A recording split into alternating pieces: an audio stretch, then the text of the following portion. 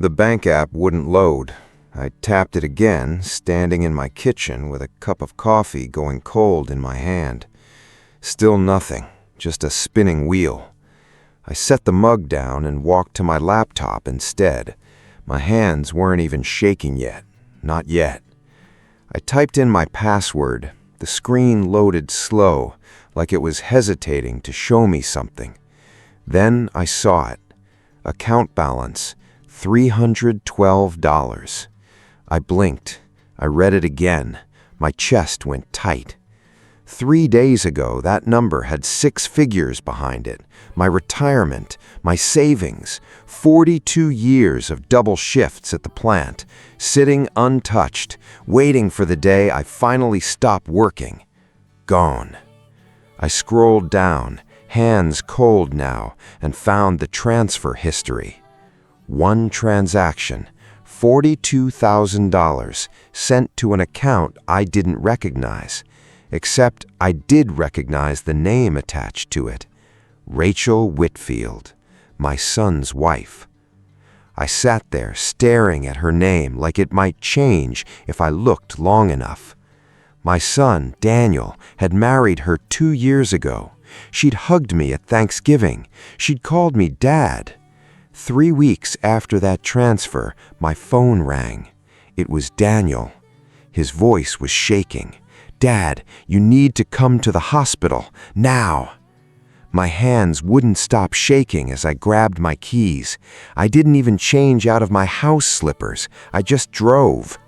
St. Mary's Memorial was 20 minutes away, but that drive felt like an hour. Every red light, every slow car in front of me felt like the world was conspiring to keep me from my son. I kept replaying his voice in my head. Not the words, the tone. Daniel didn't scare easy. He was 34, steady, the kind of man who fixed things instead of panicking about them. That shake in his voice told me something was very wrong. I pushed through the emergency room doors and scanned the waiting area until I found him. He was sitting hunched over, elbows on his knees, staring at the floor like it owed him an answer. "Daniel!" He looked up. His eyes were red. "It's Rachel," he said. "She collapsed at work. They don't know why yet." I felt something twist in my gut. Guilt, maybe, or suspicion. I hated myself for it, but the first thought in my head wasn't concerned. It was, "What did you do with my money, Rachel?" I sat down next to my son and said nothing. Not yet. A nurse came out an hour later and said Rachel was stable, but they were running tests. Daniel exhaled like he'd been holding his breath since the phone call. "Go home, Dad. There's nothing you can do here." I almost argued, but something in me needed to be alone with my thoughts, so I nodded and squeezed his shoulder. Driving home, I couldn't shake the image of that account balance. $312, my whole life savings, funneled into Rachel's name 3 weeks ago, and now she was in a hospital bed, and I was supposed to just sit quietly and wait? I pulled into my driveway and sat in the car for a long moment, engine ticking as it cooled. Then I remembered something. 2 months ago, Rachel had asked me an odd question at Sunday dinner. She'd asked if I still had power of attorney paperwork from when my wife passed. I'd told her yes, it was in my filing cabinet, old and unused. At the time, I thought nothing of it. Just curiosity, I told myself. Now, sitting in my driveway with my hands still gripping the wheel, that question felt like the first thread of something much darker. I went inside and pulled out the filing cabinet. The folder was gone.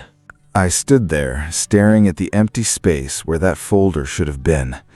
My whole body went cold. I searched every drawer, every shelf. Nothing.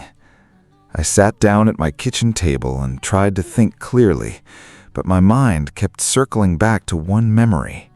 6 weeks ago, Rachel had come over on a Tuesday afternoon while Daniel was at work.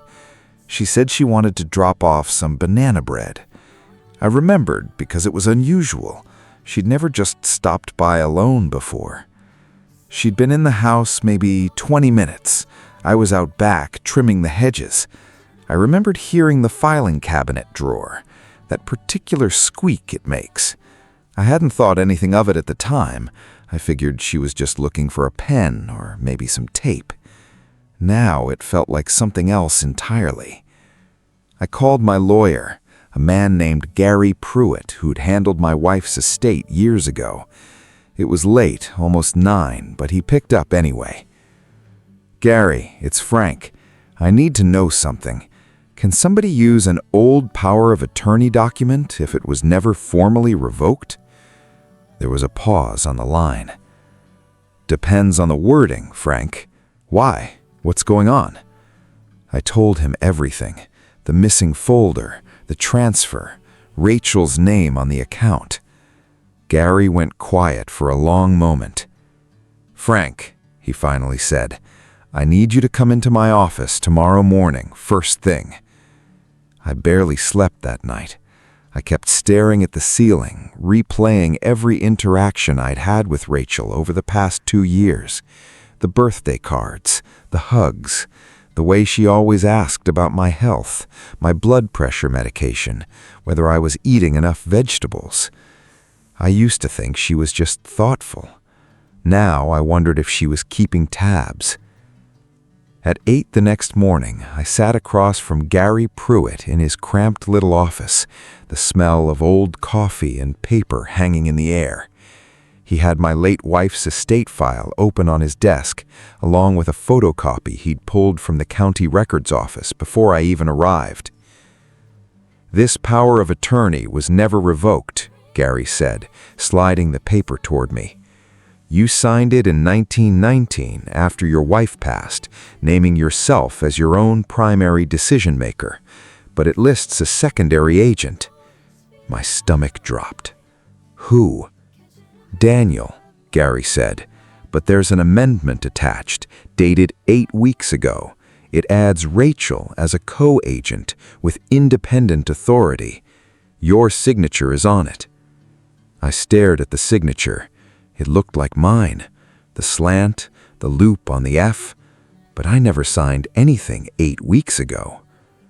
"Gary," I said slowly, "I didn't sign this." He looked at me hard. "Frank, if that's true, we're not talking about a family misunderstanding anymore. We're talking about fraud." My phone buzzed on the desk, a text from Daniel. "Rachel's awake. She's asking for you. Says she needs to tell you something important." I stared at that text for a long moment before showing it to Gary. He leaned back in his chair. "Don't say anything to her about the document yet, until we know more. Let her talk first, see what she gives up on her own." I drove to the hospital with my heart pounding harder than it had in years. Rachel wanted to tell me something important. Part of me hoped it was a confession. Part of me was terrified of what else I might learn.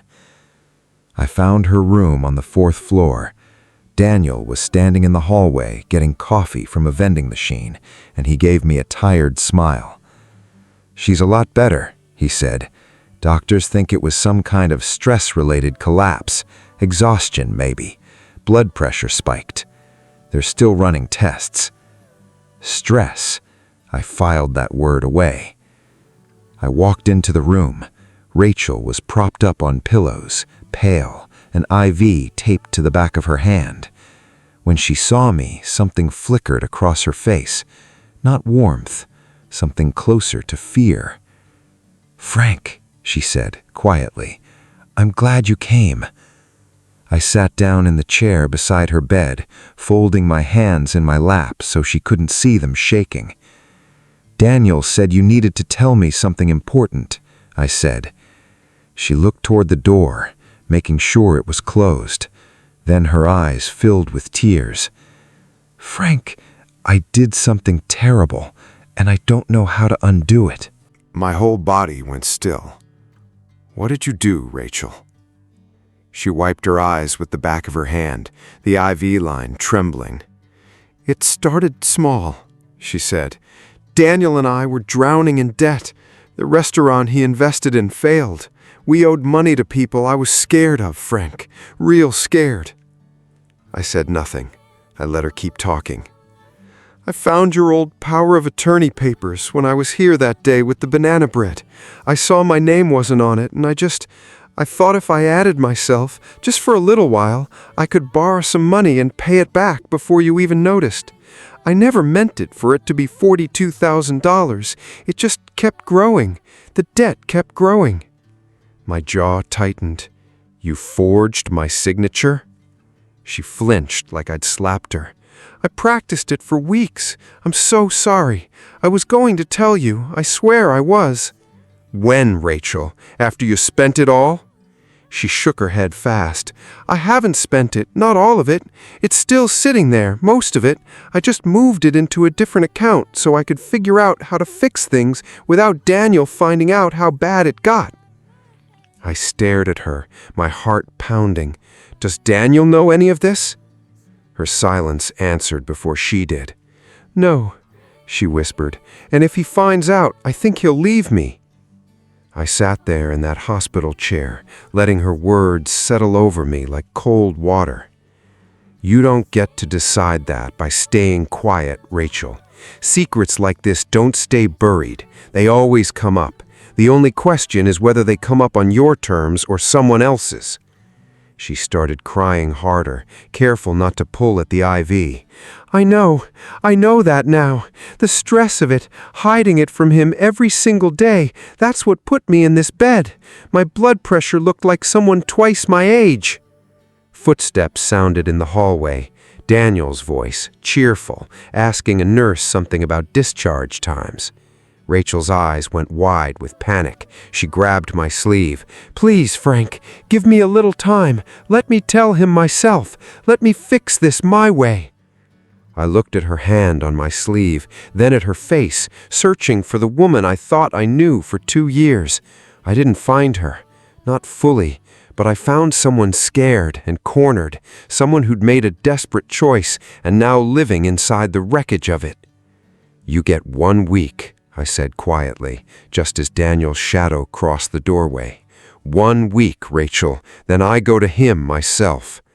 She nodded fast, wiping her face just as Daniel walked in holding 2 cups of coffee, smiling like nothing in the world was wrong. I forced a smile back. It felt like glass in my mouth. The week that followed was the longest of my life. I went about my days like normal, mowing the lawn, going to my Tuesday coffee with old Pete from the plant, but my mind never left that hospital room. I watched Daniel closely when we talked on the phone. He sounded lighter, relieved Rachel was recovering, oblivious to the storm sitting quietly in his own house. Part of me hated carrying that secret. Part of me understood why Rachel begged for time. On day 5, Gary called me with news that changed everything. "Gary, I had our forensic guy look at that bank account Rachel moved your money into. There's activity you need to know about." My stomach tightened. "What kind of activity?" 3 days before her collapse, $40,000 was wired out of that account to an overseas processor. Rachel didn't do that transfer. Her banking app shows she hadn't logged in for 6 days before it happened. I felt the floor tilt under me. Then who did? Gary's voice went low and careful.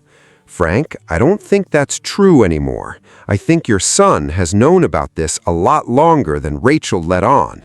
I couldn't breathe right for a full minute after Gary said that. "There has to be an explanation," I said, my voice sounding weaker than I meant it to. "Daniel wouldn't do that to me." "I hope you're right, but I need you to think back. Has Daniel asked you anything strange lately? About your accounts, your passwords, anything?" I sat with the phone against my ear, and slowly a memory surfaced. 2 months ago, Daniel had helped me set up 2-factor authentication on my banking app after I complained about forgetting my password. He'd sat with my phone for almost 20 minutes, telling me not to worry, he'd handle the technical stuff. I'd trusted him completely. He was my son. I called Daniel that evening, keeping my voice as steady as I could. "Hey, can you swing by tomorrow? I want to talk about something." "Sure, Dad. Everything okay?" "We'll talk tomorrow," I said, and hung up before my voice could crack. The next afternoon, he showed up looking tired but calm, wearing his work polo from the hardware store. I sat him down at my kitchen table, the same table where I'd once bounced him on my knee as a baby. "Daniel," I said, sliding Gary's printed bank records across to him, "I need you to explain this." His face went white. "Dad, I can explain everything," he said. "Just please let me explain." I folded my arms and waited. Daniel rubbed his hands over his face, then finally looked at me. "The restaurant investment wasn't just a bad decision, Dad. It was worse than that. I borrowed money from people who don't send polite reminders when payments are late. When Rachel told me she'd moved some of your money to cover our debts, I panicked. I was scared, but I was also relieved. I thought if I could just move it somewhere safe, somewhere untraceable, we could pay everyone off and slowly put it back before you ever noticed." "So you took it further," I said quietly. "You didn't stop it, you used it." He nodded, tears filling his eyes. "Dad, I told myself I was protecting our family, protecting Rachel from the people we owed. I know how that sounds now." "Does Rachel know you did this?" "No, Dad," he said. "She thinks the money's just sitting in that account. I never told her I moved it overseas to settle the debt. I was going to tell her once it was handled." I felt something break inside me, quiet and final, like a door closing on a room I could never enter again. "You let your wife almost destroy her health, hiding a secret, while you were hiding a bigger one from both of us." Daniel put his head in his hands. "Dad, please, tell me how to fix this." I looked at my son, really looked at him, and answered slowly. "You start by telling Rachel everything, tonight, and then we call the bank and the police together, not to destroy you, to stop this before it destroys all of us." That night, the three of us sat together in Daniel and Rachel's living room. No coffee, no pretending, just the truth, finally out in the open. Daniel told her everything, his voice breaking as he explained the overseas transfer, the debt, the panic that made him think secrecy was protection. Rachel sat frozen at first, then wept, not from anger, but from the strange relief of finally understanding the fear that had been living in her own chest for weeks. "We should have come to you together," she said to me, her hand finding Daniel's, "instead of separately drowning." The following months weren't easy. We worked with Gary and a fraud investigator to recover what we could. $11,000 came back through the bank's fraud department once the forged authorization was proven. The rest, tied up overseas, moved slower, but it moved. Daniel took a second job at a lumber yard to start paying me back directly, dollar by dollar, month by month. I revoked every old power of attorney document that week and had new ones drawn up, ones nobody could quietly amend again. Rachel and Daniel started seeing a counselor together this time, no more secrets carried alone. Sitting on my porch one evening, watching them walk up the driveway with a casserole dish for Sunday dinner like nothing had ever happened, I realized something. Money can be replaced. Trust has to be rebuilt, one honest conversation at a time. We were still a family, just a more honest one now.